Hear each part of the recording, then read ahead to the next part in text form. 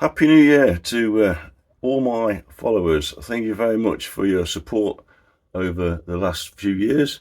We closed out on 686 followers, so I think that's absolutely amazing for such a niche subject. And if you put 686 people in a room, that would look like an awful lot of people. So massive thank you to everybody for following and supporting the project. So what's ahead of me for this year?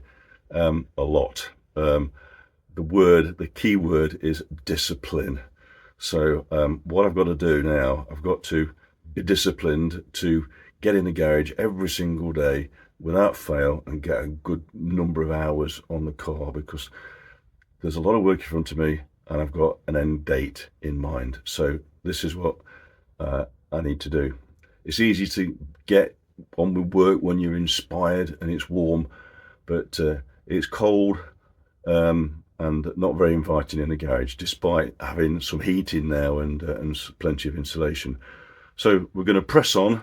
I'm going to do my absolute utmost best to achieve this end date that I've got in mind.